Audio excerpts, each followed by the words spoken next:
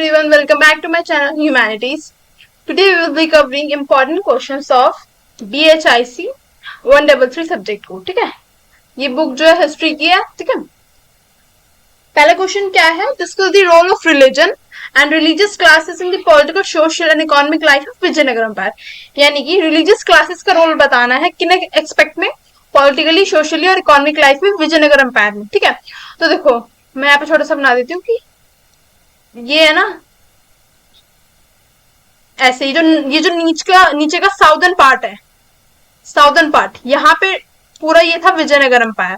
ठीक है, तो विजयनगर एम्पायर कहाँ पे सिचुएटेड है, लोकेटेड है? साउदर्न रीजन में. यहाँ पे इंट्रोडक्शन में लाइन ऐड ऑन कर सकते हो. ठीक है, नेक्स्ट जो है पॉइंट जो स्टार्टेड है आंसर की, religion and religious classes play an important role in the political social. देखो ये तो एकदम सिंपल है, क्वेश्चन से कॉपी करके लिखना है, बस इतना डालना है कि इन जो रिलीजियस क्लासेस है इन्होंने इंपॉर्टेंट रोल प्ले किया है politically, socially and economically in life of Vijayanagar empire. ठीक है, पहला रोल ऑफ रिलीजियस क्लासेस, इसमें क्या पहला पॉइंट है, जो एक डिस्टिंक्ट फीचर था, ये एक अलग जो फीचर था विजयनगर एम्पायर का या स्टेट का, वो ये था कि जो वहां पे ब्राह्मण थे ना, उनका जो रोल था उसकी इंपॉर्टेंस ज्यादातर पॉलिटिकली थी and secular rather than ritual leader. यानी कि जैसे कि आप हिंदुइज्म में देखोगे या किसी अदर सेक्ट में भी देखोगे तो ब्राह्मण्स का क्या था, बहुत ज्यादा रिजिड रोल था कि भाई वो क्या, पूजा वगैरह करवाना, ये सब किसका काम था? ब्राह्मण्स का.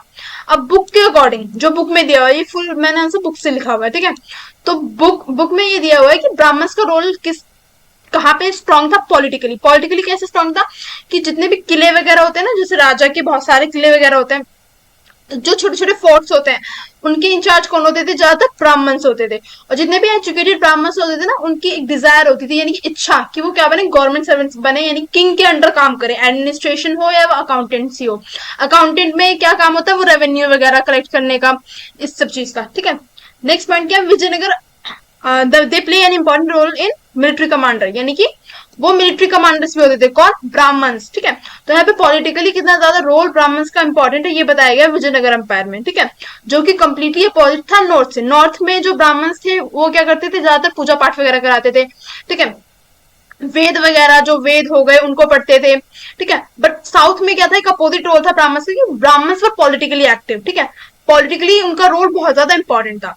जैसे एग्जाम्पल हमें देखने के लिए मिला कि कृष्णदेवराय के टाइम पे ब्राह्मण थे एक तिम्मा, जिनको इकोनॉमिक सपोर्ट मिला. इकोनॉमिक सपोर्ट का मतलब क्या है कि किंग ने उन्हें सपोर्ट किया. ठीक है, क्यों सपोर्ट किया? क्योंकि वो पूरे पार्ट थे सिस्टम का, यानी कि मिलिट्री जो सिस्टम है, एडमिनिस्ट्रेशन है किंग का, उसके पार्ट थे. ठीक है, next ritual kingship. Ritual kingship is best exemplified in the Mahanavami festival. देखो सब नौ दुर्गा जो होती है वो सबको पता है, जो नवरात्रे आते हैं, उसके बाद 10th डे क्या होता है? दशहरा होता है ना, रामनवमी होती है. तो ये जो पूरा सिनेरियो है जिसको हम अब सेलिब्रेट करते हैं, पहले के टाइम से ये चीजें होती आ रही है. तो यहाँ पे दिखाया गया है कि ये जब महानवमी वाला फेस्टिवल आता था, तब जितने भी मिलिट्री कमांडर्स थे किंग के अंदर, जितने भी मिलिट्री कमांडर कौन होता है? मिलिट्री कमांडर वो होते हैं जैसे कि किंग के नीचे होते हैं बेसिकली वो, और उनके अंदर आर्मी होती है. आर्मी फॉर एग्जाम्पल जैसे कि घुड़सवार हो गए, कैवलरी हो गई. ठीक है, हाथी हो गए बहुत सारे, घोड़े हो गए बहुत सारे. ठीक है, चैरियट राइडर हो गए बहुत. चैरियट राइडर क्या? जो रथ को होते हैं ना, जो रथ चलाते हैं वो हो गए. ठीक है, जो बो आर्किटेक्ट हो गए. बो आर्किटेक्ट में जैसे कि जो तीरंदाजी, धनुष वगैरह चलाते हैं, ये सब. तो ये इन सब की बहुत बड़ी मिलिट्री होती थी, और उस पूरी मिलिट्री को कौन कमांड करता था? Military commander. तो ऐसे बहुत सारे अलग अलग डिफरेंट डिफरेंट मिलिट्री कमांडर होते थे. ठीक है, जो इस सेरेमनी में पार्टिसिपेट करते हैं.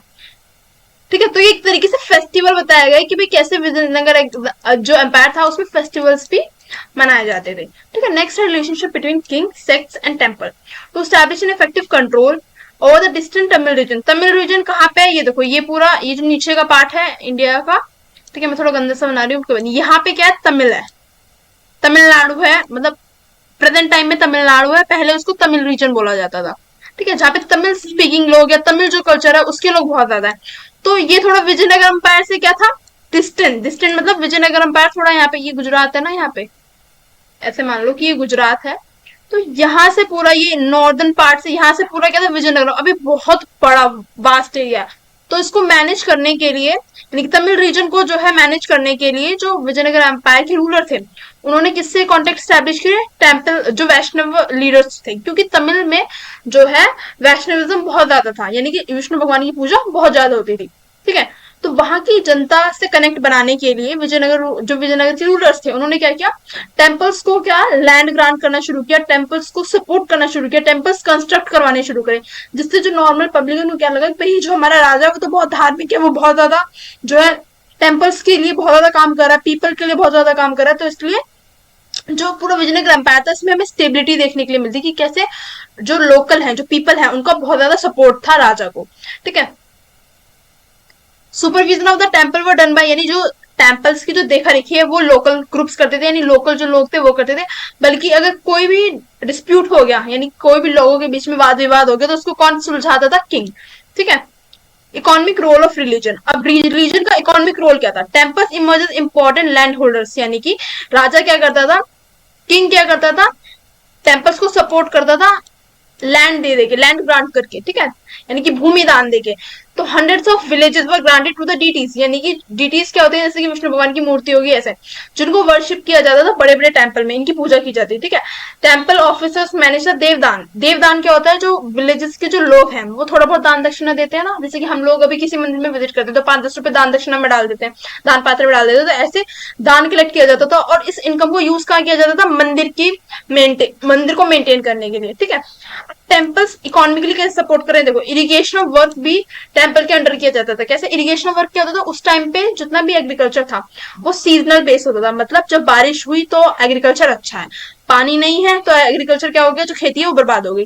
तो इस चीज को कॉम्बैट करने के लिए, इस चीज से निकलने के लिए इरिगेशन ऑफ वर्क पर ध्यान दिया गया, यानी कि जो बड़े बड़े टेम्पल्स थे उन्होंने अपने अंडर इरिगेशन डिपार्टमेंट यानी पानी को स्टोर करने के लिए टैंक वगैरह बनवाए। ठीक है,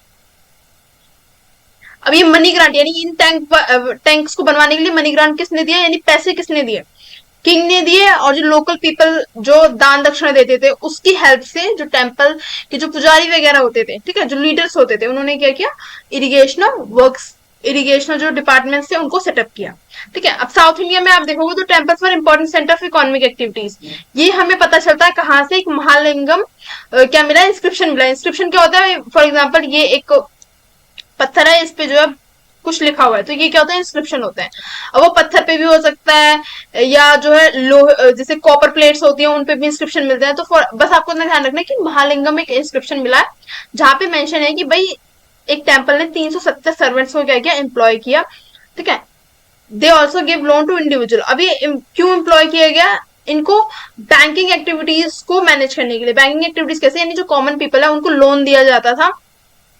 ठीक है, इकोनॉमिक पर्पज के लिए। इकोनॉमिक पर्पज कैसा, भाई मान लो किसी भी गांव में, ठीक है, लोन दिया जा रहा है क्यों, किसी की फसल खराब हो गई है ना, फसल खराब हो गई, अब उनके घर में कोई जरूर मान लो किसी की शादी है या कुछ है, तो उन सब चीजों को, यानी कि जो निजी जो गांव की जो एक तरीके से नीड्स है उनको फुलफिल करने के लिए लोन प्रोवाइड करते थे टेम्पल्स। ठीक है, सोशल रोल क्या था, टेम्पल्स फॉर मल्टी फंक्शन, मतलब यहाँ पे जो लोग हैं उनको एजुकेट भी किया जाता था, यानी जैसे गुरुकुल वगैरह होते हैं ना, गुरुकुल में कैसे पढ़ाया जाता है, तो ऐसे यहाँ पे एजुकेशन भी प्रोवाइड की जाती थी।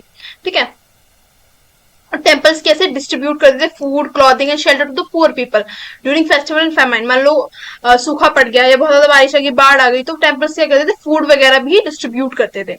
ठीक है, अगर आपको ये नोट्स चाहिए तो प्लीज कमेंट डाउन कर देना, मैं जो है कम्युनिटी पे पोस्ट कर दूंगी। ठीक है, नेक्स्ट क्वेश्चन है डिफाइन एकता सिस्टम। अब एकता सिस्टम क्या था, जो एकता टर्म है ये एक अरेबिक टर्म है, ठीक है, जिसका मतलब है ग्रांट और असाइनमेंट। ठीक है, जैसे लैंड ग्रांट होता है ना, दान एक तरीके से। The new rulers proud with them the iqta system that combine to function. अब ये इतना इस लाइन पे ज्यादा ध्यान नहीं देना, बस ये देना कि एकता सिस्टम में दो फंक्शन होते हैं। पहला क्या, रेवेन्यू कलेक्शन, रेवेन्यू को कलेक्ट करना, एंड डिस्ट्रीब्यूशन। ठीक है, iqta was a territorial assignment and is holder called muqti. एकता क्या है, अब एक टेरिटोरियल असाइनमेंट है। टेरिटोरियल से मतलब क्या है, एक सेकेंड,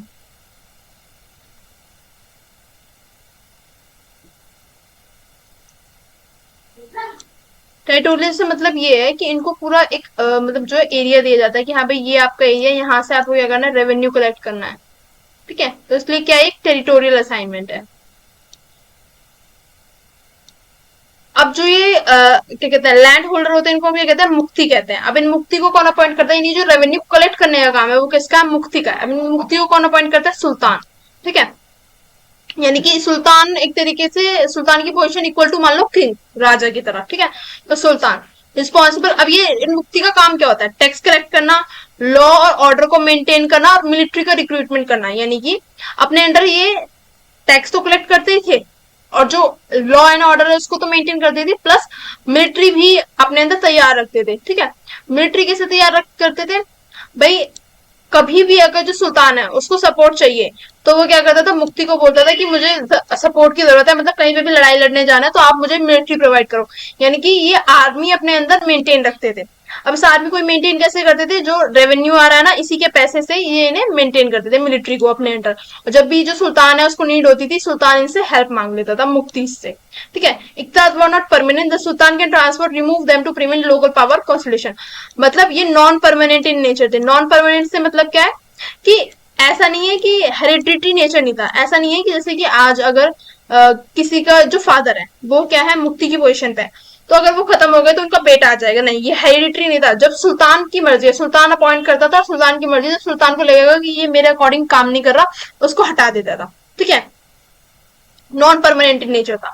की कैरेक्टरिस्टिक्स क्या है, the most crucial characteristics that an iqta system was a revenue assignment not a grant of land ownership, यानी कि एकता सिस्टम में जो लैंड दिया जाता, ठीक है, फॉर एग्जाम्पल ये लैंड दिया गया है मुक्ति को, ठीक है, मुक्ति कह लो, मुकद्दम कह लो, बुक में लिखा हुआ है। ठीक है, तो ये मुक्ति को ये लैंड क्या असाइन किया गया है, इसका मतलब ये नहीं है कि मुक्ति जो है इस लैंड का मालिक हो जाएगा। मालिक कौन रहेगा, सुल्तान। ठीक है, मालिक सुल्तान ही रहेगा, बस इसको ये लैंड दिया गया है कि भाई ये लैंड में सुल्तान ने मुक्ति को लैंड दे दिया कि ये लैंड दिया गया, आप इससे रेवेन्यू कलेक्ट करो, आर्मी मेंटेन करो, और जब भी मुझे जरूरत पड़ेगी मैं आपसे हेल्प ले लूंगा, बट जो लैंड है वो रहेगी किसकी, सुल्तान की। ठीक है, सर्विस इन रिटर्न, देखो जैसे मैंने आपको बताया कि वो क्या करते थे, मिलिट्री प्रोवाइड करते थे सुल्तान को। देखो, इक्तदार was required to maintain a certain number of troops from the revenue collected and make them available to the sultan whenever needed, ये मैं बता चुकी। थर्ड, सरप्लस रेवेन्यू, यानी कि जितना, ये देखो जैसे मैंने आपको बताया ये लैंड असाइन करता था कौन, सुल्तान देता था मुफ्ती को। अब फॉर एग्जांपल इस पे बहुत ज्यादा यानी कि एक्स्ट्रा अगर सरप्लस हो गया, यानी कि एक्स्ट्रा रेवेन्यू हो गया, यानी कि जो मुफ्ती है इसने अपनी भी सैलरी हटा ली, ठीक है, प्लस जो उसने आर्मी मेंटेन कर रही है उनको सबको सैलरी दे दी, उसके बाद अगर सरप्लस बच गया तो वो किसको जाता था, सुल्तान को जाता था। ठीक है, वापस, यानी अगर सरप्लस होगा तो वो किसके पास जाएगा, सुल्तान के पास जाएगा, उसको मुफ्ती अपने पास नहीं रख सकता। सरप्लस को क्या कहते थे, फवजील। ठीक है, फवजी। नेक्स्ट है एडमिनिस्ट्रेटिव रोल, क्या होता था इसका, apart from military duty iqtadar ऑफर consider local governor overseeing law and order, यानी कि जो एरिया इनको असाइन होता था, ठीक है, अगर ये एरिया असाइन है इसके अंदर लॉ एंड ऑर्डर मेंटेन करना, यानी कोई भी डिस्प्यूट हो रहा है तो उसको कौन जो रिजॉल्व करेगा, मुफ्ती रिजॉल्व करेगा। ठीक है, next evolution under different ruler, यानी ये जो पूरा सिस्टम है ये अलग अलग रूलर्स के अंडर रहा, तो कैसे इसका इवोल्यूशन हुआ, कहां से स्टार्ट हुआ और कहां तक ये जो है एंड हुआ इसका। तो मोहम्मद गौरी ने सिस्टम को इंट्रोड्यूस किया। ठीक है, इल्तुतमिश के टाइम पे institution divided the empire into iqtas, यानी कि जब मोहम्मद गौरी ने सिस्टम को इंट्रोड्यूस कर दिया, बट जब इल्तुतमिश आए इनके टाइम पे क्या हुआ कि इन्होंने क्या किया, इसको इंस्टीट्यूशनलाइज कर दिया, मतलब ये इनका रीजन है, पूरा एम्पायर है, ठीक है, जिसपे कौन रूल करे, इल्तुतमिश रूल कर रहा है। अब इसको उन्होंने डिफरेंट डिफरेंट पार्ट्स में डिवाइड कर दिया और हर जगह एक मुफ्ती अपॉइंट कर दिया। फॉर एग्जांपल यहाँ से एक अलग, यहाँ से डिवाइड कर दिया, यहाँ से अलग, ठीक है, यहाँ से अलग, अलग अलग रीजन को डिवाइड कर दिया और वहां से मुफ्ती को अपॉइंट कर दिया हर रीजन से। ठीक है, एक एक मुफ्ती। अब जब बलबन आए, एक सेकेंड, जब बलबन आए enforce strict revenue audits and demanded high surplus, यानी बलबन ने क्या कर दिया, इस जो ये जो पूरा प्रोसेस था इसको रिजिड बना दिया, यानी इन्होंने हाई रेवेन्यू की डिमांड करी, किससे, मुफ्ती से। ठीक है, नेक्स्ट पॉइंट है अलाउद्दीन खिलजी के टाइम पे। अलाउद्दीन खिलजी के टाइम पे क्या हुआ, centralist control, muqti were forbidden from exploiting peasant और बिकमिंग हेरिडिटरी लॉर्ड्स, यानी कि जैसे कि मैंने आपको बताया कि जो मुफ्ती होते थे वो हेरिडिटरी नहीं होते थे। हेरिडिटरी मतलब यानी कि उनके बाद उनका बेटा जो है उस पोजीशन पे नहीं आ सकता, सुल्तान अपनी मर्जी से उसको हटा सकता है। ठीक है, पर अलाउद्दीन खिलजी के टाइम पे अलाउद्दीन खिलजी ने क्या अलाउ कर दिया, भाई इस चीज को हेरिडिटरी बना दिया, यानी कि उनके बाद उनका बेटा आएगा, तो इस वजह से वो पीजेंट्स यानी जिससे वो रेवेन्यू कलेक्ट करे उनको बहुत ज्यादा एक्सप्लॉइट करने लगे थे। ठीक है, Firoz Shah Tughlaq made some iqta hereditary weakening central authority. अब ये जो इक्ता सिस्टम में हेरिडिटरी रोल आ गया, यानी कि अगर ये लैंड है इस पे अगर किसी के फादर का रोल है तो उसके बाद उसका बेटा कंट्रोल करेगा, सन आएगा। ठीक है, तो इसकी वजह से क्या हो गया भाई, जब इनकी पूरी लीनेज में कंट्रोल चला गया, यानी कि जब इनकी फैमिली पूरी इन्वॉल्व हो गई, तो अगर ये रीजन इनका है तो यहाँ पे ये अपना कंट्रोल पूरा बनाने लगे, जिससे एक विद्रोह की भावना जो है क्या होने लगी, उत्पन्न होने लगी, जिसकी वजह से क्या देखने के लिए मिला, सेंट्रल अथॉरिटी यानी पूरा जो एम्पायर है वो वीक होने लगा, सेंट्रल अथॉरिटी क्या होने लगी, वीक होने लगी। ठीक है, नेक्स्ट है sketch and outline of the position of women during the medieval India, यानी कि वुमेन्स की क्या पोजीशन थी मिडिवल पीरियड में वो बताना है।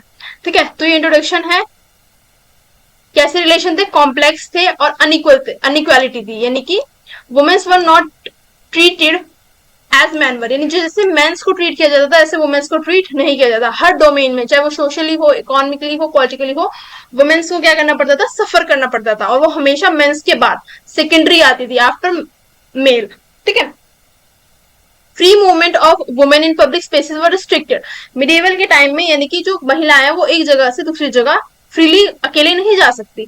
ठीक है, ऐसा भी ऑब्जर्व किया गया है कि उन्हें घूंघट में, विल में रहना पड़ता था, पर्दा करके। ठीक है, women specifically at the elite homes had to also adjust in polygamy where men had multiple wives, यानी कि जैसे कि आपको मुस्लिम रिलीजन में भी और कोई भी रिलीजन हो सब जगह आपको देखने के लिए मिलेगा कि किंग्स की भी क्या होती थी, बहुत सारी रानियां होती थी। ठीक है, सुल्तान होते, जैसे अकबर की क्या थी, मल्टीपल वाइफ्स थी। तो इस टाइप से जो एलिट वुमेन्स होती थी, यानी जो राजा महारानियां भी हुआ करती थी, उनको भी क्या एडजस्ट होना पड़ता था। पॉलीगिनी का मतलब ये होता है जब एक वाइफ, मतलब जो एक आदमी है उसकी मल्टीपल वाइफ्स हो। ठीक है, इब्न बतूता मोरक्कन ट्रैवलर, उन्होंने, इब्न बतूता थे जो मोरक्को से इंडिया आए थे मिडिवल के टाइम पे, तो उन्होंने अपने ट्रैवलॉग में बताया कि फीमेल स्लेवरी कितनी ज्यादा प्रिविलेंट थी उस टाइम पे, मतलब फीमेल्स को ज्यादा स्लेव लाया जाता था काम करवाने के लिए। ठीक है, for entertainment purpose, spy purpose, यानी कि स्पाई का मतलब होता है, एक सेकेंड, हाँ, एक तरीके से जासूस के तौर पे स्लेव्स को पाप करके लाया जाता था। ठीक है, सोशल इविल्स क्या थी सोसाइटी में, चाइल्ड मैरिज बिफोर पॉवर्टी, यानी कि जैसे अभी आप रूल देखोगे कि भाई 21 तक जो है अलाउड नहीं है शादी करना गर्ल की। ठीक है, बट उस टाइम पे क्या होता था, 12-12 10 10 साल की लड़कियों की क्या हो जाती थी, शादी कर दी जाती थी। सती प्रथा बहुत ज्यादा प्रिविलेंट थी, यानी कि अगर किसी के हस्बैंड की डेथ हो गई तो उसको भी उसकी फंडर पे जला दिया जाता था। ठीक है, jauhar, a collective self immolation by Rajput women to avoid capture dishonour, यानी मिडिवल टाइम पे क्या हो रहा था ना कि जो मुस्लिम रूलर्स थे या जो मुस्लिम पीपल थे लोकली भी, वो क्या करते थे भाई, जो हिंदू जो वुमेन्स होती थी उनका, उनको क्या करते थे, जबरदस्ती उठा के ले आते थे। ठीक है, एक फेमस जो है स्टोरी ये भी है कि आप अभी क्या देखोगे हिंदुइज्म में रात को शादियां होती हैं, पहले ऐसा नहीं होता था, पहले क्या होती थी, दिन में ही शादी होती थी। बट जब मिडिवल टाइम आया, जिस टाइम पे मुस्लिम्स का रूल बहुत ज्यादा बढ़ गया, तो उस टाइम पे क्या होने लगा, ये क्या करते थे, जो हिंदुओं की जो वाइफ, मतलब जो वुमेन्स है ना, उनको उठा उठा के ले जाते थे, इसलिए उनकी रात में चुपके से शादी कर दी जाती थी, ऐसा मतलब मानना है, मेरा पीओवी नहीं है, ऐसा माना जाता है। ठीक है, सुना है, मतलब मैंने ऐसा, women employed as female entertainers for another category, यानी वुमेन्स को एंटरटेनमेंट पर्पज के लिए भी यूज किया जाता था। ठीक है, the entertainer perform in private and public in ritual festival, अभी किस टाइप का एंटरटेनमेंट था, यानी रिचुअल पर्पज के लिए, जैसे कि आपको देखने मतलब डांस वगैरह, कथक वगैरह किया जाता था। ठीक है, नेक्स्ट है द मुगल हरीम, मुगल हरीम क्या होता है, the Mughal Hareem was a segregated self-contained city within the royal palace where the Mughal emperor female family member lived, यानी कि मुगल हरीम वो होता था जहाँ पे जो एम्पर है ना भाई, जो राजा है उसकी जितने भी फीमेल मेंबर है वो रहेंगे, यानी जो राजा, जो रानियां रहेंगी वो हो गई, उनकी दादी हो गई, ठीक है, ग्रैंड मदर हो गई, या जितनी भी भतीजी हो गई, जैसे कि जितने भी मतलब उनके रिश्तेदार में जितनी भी फीमेल्स है ना, वो सब कहाँ रहेंगी, मुगल हरीम में रहेंगी। ठीक है, it was the centre of power were royal women particularly the impress method and senior wife. ठीक है, यहाँ पे भी हमें सेंटर ऑफ पावर देखने के लिए मिलते हैं कि भाई जो रॉयल वुमेन थी, ठीक है, यानी कि जो एम्प्रेस मदर, वही दादी हो गई या जो है उनकी वाइफ्स हो गई, तो वो यहाँ पे रहा करती थी, और वो भी क्या करती थी, आपने अगर किसी जोधा अकबर देखा होगा तो उसमें आपने देखा होगा कैसे जो लोकल वुमेन्स हैं, यानी कि जो गांव की महिलाएं हैं, वो जो रानियां हैं उनके पास आती थी और अपनी क्या सुनाती थी, जो भी उनकी मतलब प्रॉब्लम्स हैं उनको बताती थी। ठीक है, despite the constructed boundaries around the several women were able to negotiate their status and space in political economy and social cultural domain, यानी कि इतनी सारी बाउंड्रीज होने के बाद भी आपको रजिया सुल्तान जैसे नाम मिल जाएंगे, जो कि अलोन मुस्लिम रूलर हुई हैं, है ना, जिन्होंने रूल किया है पर्टिकुलरली, रजिया सुल्तान। ठीक है, फिर भी जो है वुमेन क्या एम्पावरमेंट की तरफ बढ़ी, ये एक्सेप्शनल केस है। ठीक है, right and note on the decline of Mughal empire. Next क्या है, मुगल एम्पायर का डिक्लाइन कैसे हुआ। Mughal empire had a significant influence of large part of India, यानी कि जो मुगल एम्पायर है ये बहुत सारे large amount of land mass पर तक क्या हुआ, एक्सपेंड किया। ठीक है, but with the time Mughal empire क्या हो गया, डिक्लाइन होना स्टार्ट हो गया। अब रीजन क्या थे हम नीचे पढ़ेंगे, खाली पॉलिटिकली नहीं बल्कि सोशली कल्चरली भी डिक्लाइन जो है मुगल एम्पायर का स्टार्ट हो गया। अब अकॉर्डिंग टू बुक जब आप देखोगे तो बुक में दिया हुआ है कि जो हिस्टोग्राफिकल थे ना, जिन्होंने हिस्ट्री की जो पूरी रिसर्च वगैरह किया है, उनके पर्सपेक्टिव से हम इसको टू अप्रोच में डिवाइड कर सकते हैं। पहला है मुगल सेंट्रिक अप्रोच, दूसरा है रीजन सेंट्रिक अप्रोच। और आपको ऐसे ही लिखना है, ये इंट्रो देना है, उसके बाद पहले मतलब जैसे भी आपका मन करे मुगल सेंट्रिक अप्रोच बतानी है, उसके बाद रीजन सेंट्रिक अप्रोच बतानी है, ठीक है। तो ये जो मुगल सेंट्रिक अप्रोच थी, इसमें क्या था, क्या फोकस किया गया था ज्यादा, imperial core and internal factors within the Mughal empire to explain its decline. यानी कि मुगल एम्पायर में इंटरनली ऐसी क्या वीकनेस आई जिसकी वजह से मुगल एम्पायर का डिक्लाइन स्टार्ट हो गया, ठीक है। तो पहले हम देखते हैं, this approach often places the emperor and the imperial courts at the centre. यानी कि जो एम्परर यानी कि जो किंग था, उसमें क्या कमियां थी, या उनके कोर्ट जो थे यानी उनके अंडर जो मंत्री वगैरह काम करे थे, उनकी क्या कमियां थी जिसकी वजह से ये मुगल एम्पायर डिक्लाइन कर गया। The personality policies and decision of the empire specially Aurangzeb and successor are seen as crucial determinant of this empire decline. यानी कि औरंगजेब के बाद जितने भी उसके सक्सेसर हुए हैं ना, वो वीक कंसिडर किए गए, और ये ही एक मेजर कारण थे जिसकी वजह से डिक्लाइन हुआ। यानी कि ये अच्छे से जो पूरा एम्पायर है उसको सेंट्रली होल्ड नहीं करके रख पाए, यानी अपना इन्फ्लुएंस इतना अच्छे से, एडमिनिस्ट्रेशन वगैरह इतना अच्छे से नहीं चला पाए औरंगजेब के बाद जितने भी सक्सेसर उनके हुए, ठीक है। जहांगीर वगैरह, जागीरदारी एंड मनसबदारी सिस्टम नेक्स्ट था, जो जागीरदारी और मनसबदारी सिस्टम है, जिसमें से हम शायद जागीरदारी पढ़ चुके हैं, मनसबदारी भी आगे पढ़ेंगे। Problem with in the land revenue administration system, यानी जो पूरा लैंड रेवेन्यू सिस्टम था ना, वो इनफेक्टिव हो गया, ठीक है। यानी कि जो ये ऑफिसर्स होते हैं ना, जो मेंटेन करते हैं रेवेन्यू ऑफिसर, इनकी कमी होने लगी, ठीक है। The drain on the imperial treasury due to prolong wars, यानी कि औरंगजेब के टाइम पे औरंगजेब ने दिक्कन कैंपेन चलाया, यानी साउथ की तरफ, जैसा विजयनगर एम्पायर है ना, नीचे की तरफ कैंपेन चलाए। बल्कि उस टाइम पे इनकी जो इकोनॉमिकली स्थिति थी वो इतनी अच्छी बनी थी, फिर भी कैंपेन के जिसकी वजह से जो भी ट्रेजरी थी यानी जो भी खजाना था, वो क्या होने लगा, कम होने लगा, डिक्लाइन होने लगा उसका भी। The gradual decline in the effectiveness the technological edge of the Mughal army, यानी जो मुगल आर्मी जो इतनी वेल मेंटेन होती थी, है ना। मुगल आर्मी कैसे वेल मेंटेन थी, आप देखोगे जो मुगल्स थे उनकी जो सबसे जो स्ट्रॉन्ग बात थी ना, वो क्या थी, उनकी आर्मी की बात थी, कि भाई उनके जो घोड़े होते थे ना, उसकी भी पूरी प्रॉपर चेकिंग की जाती थी कि वो अरब नस्ल के होने चाहिए, अरब ईरानी इस टाइप से जो है प्रॉपर नस्ल के घोड़े जो है वो क्या करते थे, रिक्रूट करते थे आर्मी में। यानी कि हर चीज की प्रॉपर चेकिंग होती थी, बट विद ड्यू टाइम, ठीक है, इनइफेक्टिवनेस बढ़ी आर्मी के अंदर, जिसकी वजह से भी डिक्लाइन हुआ, ठीक है। अब क्या हो गया, the impair policy of Mughal the highest rate of revenue व फिक्स्ड, यानी कुछ मुगल जो कुछ सक्सेसर हुए औरंगजेब के बाद, उन्होंने क्या कर दिया कि बहुत ज्यादा हाई रेट जो है रेवेन्यू के क्या कर दिए, सेट कर दिए, जिसकी वजह से वो मिलिट्री को अपनी एक्सपेंड कर सके। इसकी वजह से भी क्या हुआ, जो लोग थे उन्होंने क्या कर दिया, प्रोटेस्ट कर दिया अगेंस्ट एम्परर, यानी जो राजा था उसके अगेंस्ट क्या कर दिया।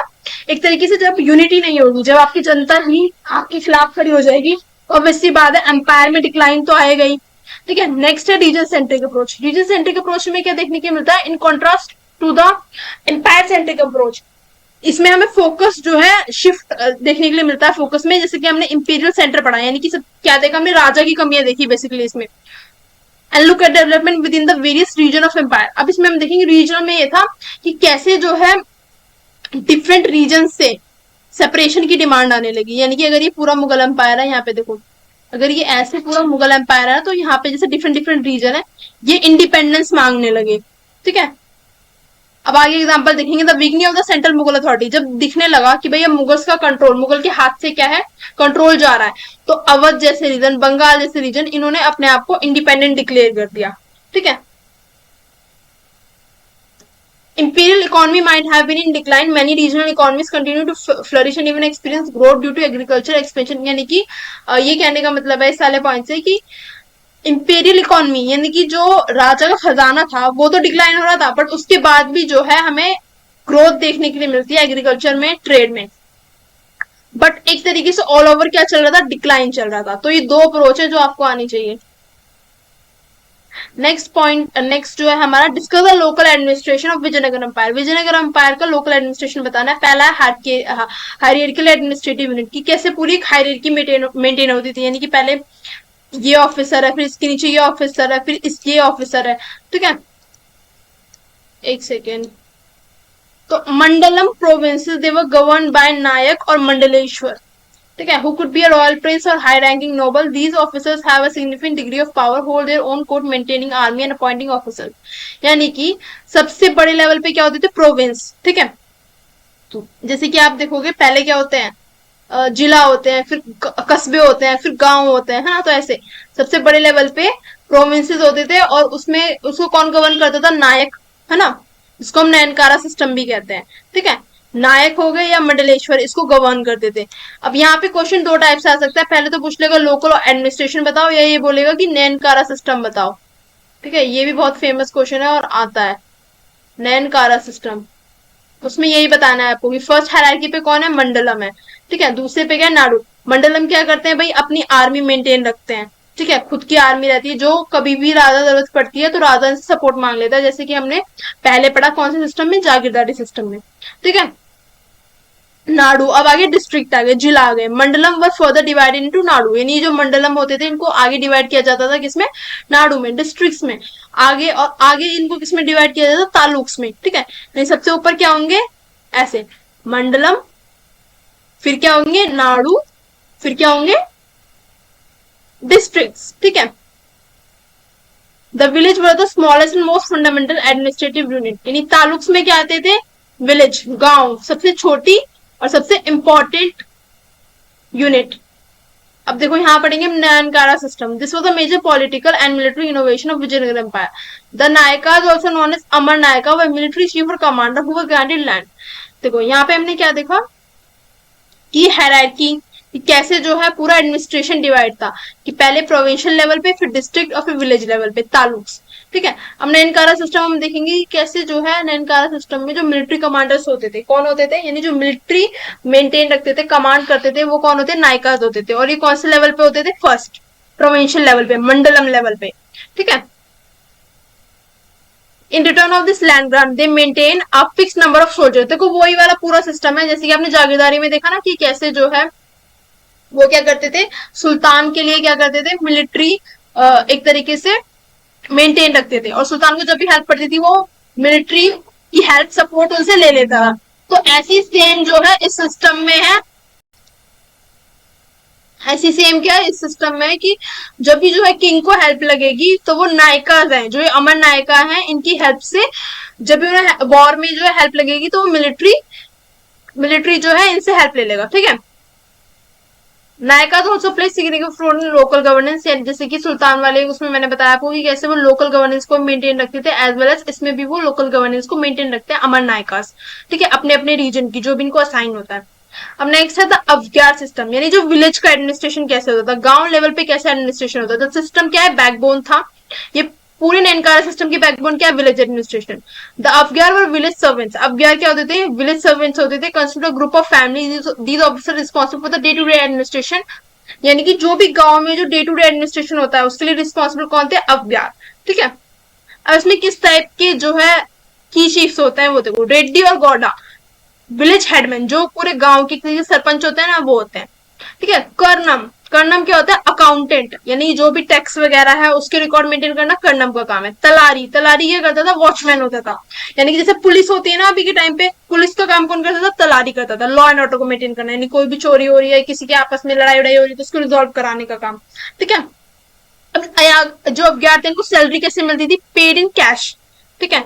पर कभी कभी इन्हें जो है टैक्स फ्री लैंड भी दिया जाता था, ठीक है।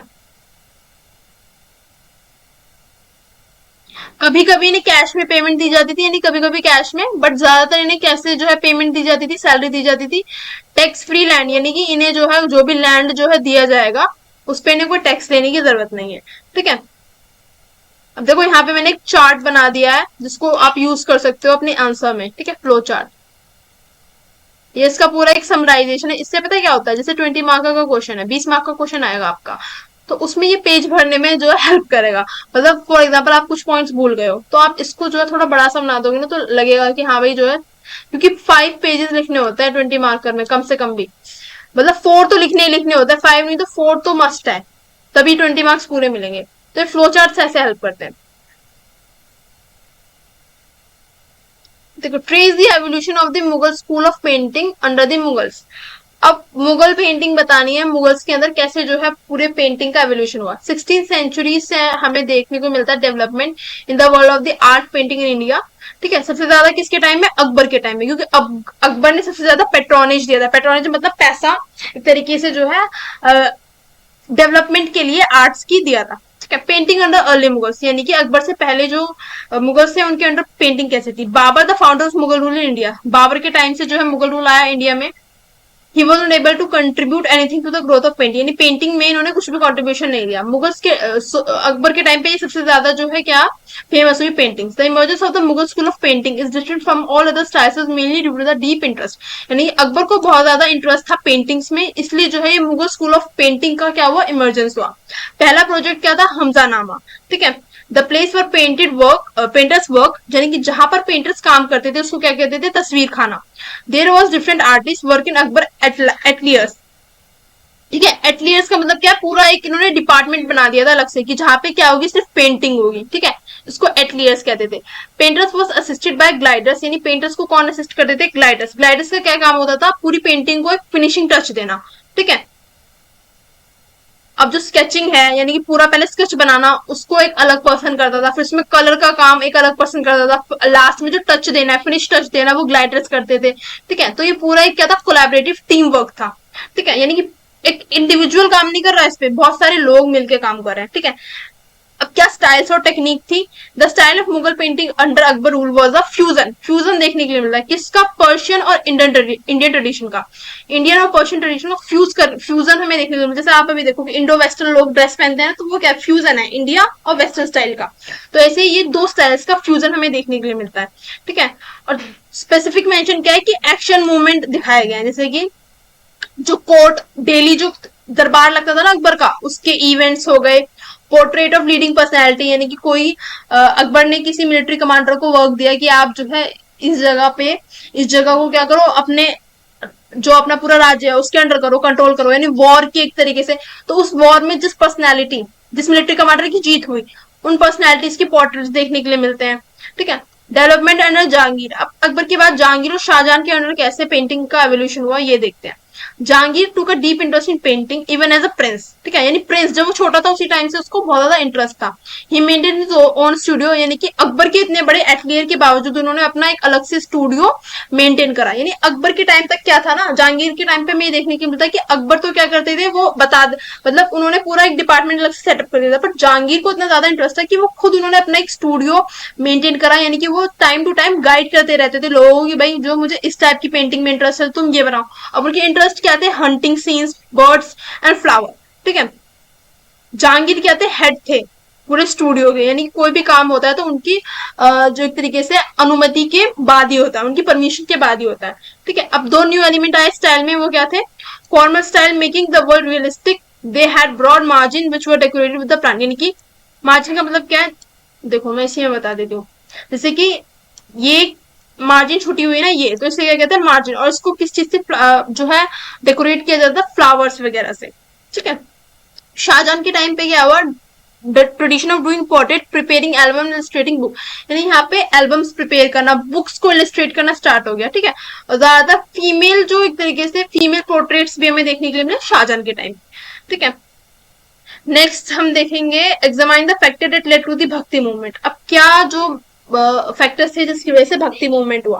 पहले political factors, turkish invasion Delhi sultanate, the establishment of Muslim rule in north India disturbed Hindu power structure, यानी कि मुस्लिम रूल आ गया था तो जो हिंदू थे वो बहुत ज्यादा सफर कर रहे थे। पहला कारण ये था। ठीक है, this created a space for alternative religious and that emphasize personal devotion और ऑर्थोडॉक्सी। अब देखो हुआ क्या कि मिडिवल टाइम पे क्या हुआ? टर्किश इन्वेजन हुआ और दिल्ली सल्तनत एस्टैब्लिश हुई। जैसे मोहम्मद गोरी, मोहम्मद बिन तुगलक, ये सब क्या थे? टर्किश रूलर्स थे। ठीक है, तो उससे पहले क्या चल रहा था? हिंदुइज्म बहुत ज्यादा रिजिड चल रहा था, मतलब कास्ट सिस्टम पूरा था कि भाई ब्राह्मण्स हैं वो क्या करेंगे, जो ब्राह्मण का काम है वेद वगैरह पढ़ना। ठीक है, जो ब्राह्मण के बाद क्या आते हैं? जो राजपूत हैं, है ना, जो क्षत्रिय हैं, उनका काम है लड़ाई युद्ध करना। तो एक तरीके से पूरा रिजिड कास्ट सिस्टम चल रहा था कि भाई जो जिस कास्ट में पैदा हो गया वो वही काम करेगा। ठीक है, तो इस सब चीज से हटने के लिए एक अलग सेक्ट का इमर्ज होना बहुत ज्यादा इंपॉर्टेंट था, तो इसलिए क्या है, भक्ति मूवमेंट आया जहां पे लोगों ने कास्ट वगैरह पर ध्यान नहीं दिया। किस पर ध्यान नहीं दिया, सिर्फ भगवान की भक्ति पर। ठीक है। सेकंड क्या है, socio economic factors. Caste oppression and social stratification, यानी कि जो सोशल डिवीजन था सोसाइटी में, इसकी वजह से ये मूवमेंट स्टार्ट हुआ। कास्ट ऑपरेशन मतलब जैसे कि जो शूद्र थे उनको अनटचेबल माना जाता था। ठीक है। इसलिए जो है एक तरीके से भक्ति मूवमेंट आया, क्योंकि शूद्र वगैरह को वेद वगैरह पढ़ने अलाउड ही नहीं थे, है ना। वेद कौन पढ़ेगा, सिर्फ ब्राह्मण पढ़ेंगे, है ना। तो इसलिए as agriculture production increase due to improve irrigation and land local economies become self sufficient, weakening the central authority and feudal lords. The decentralization created a space for local spiritual movement, यानी कि जैसे जैसे agriculture production बढ़ा तो लोगों के जो लोग थे वो इकोनॉमिकली क्या हुए, बेटर हुए, और सेल्फ सफिशिएंट हुए, मतलब वो ज्यादा डिपेंड नहीं होने लगे दूसरों पर। तो इसकी वजह से क्या, लोकल लोग थे उनमें स्पिरिचुअलिटी बढ़ी भगवान की तरफ। ठीक है। यानी कि उनका मानना ये था कि भाई जो हम सेल्फ सफिशिएंट हो पाए, यानी कि जो हमारा एग्रीकल्चर है इतना अच्छा हो रहा है, भगवान की वजह से हो रहा है। ठीक है। With the growth of trade route and town a new class emerge, यानी कि जो मर्चेंट, ये जो आर्टिशन ट्रेडर, आर्टिशन कौन होते हैं, ट्रेडर्स कौन होते हैं, जो ट्रेड करते हैं। ठीक है।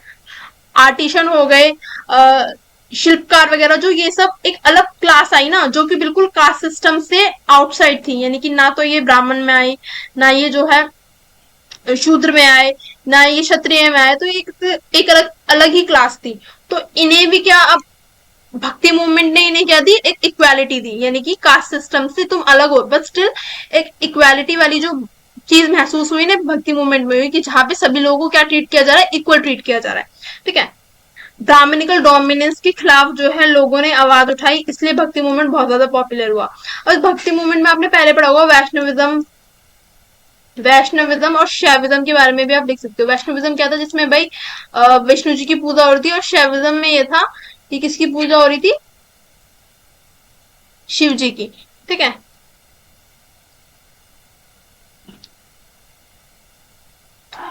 नेक्स्ट है मनसबदारी सिस्टम। ठीक है। Write a note on the basic feature of Mansab system under Akbar. What changes were introduced in the Mansab system during the 17th century? देखो इसको हम नेक्स्ट क्लास में करेंगे, क्योंकि बहुत लंबी हो चुकी है क्लास, तो बहुत ज्यादा बोर हो जाएगा, बिकॉज हिस्ट्री है। ठीक है। Thank you for watching the lecture. अगर आपको लेक्चर अच्छा लगा या आप इसका पार्ट 2 चाहते हो और इम्पोर्टेंट क्वेश्चन चाहते हो, तो प्लीज मुझे कमेंट करके जरूर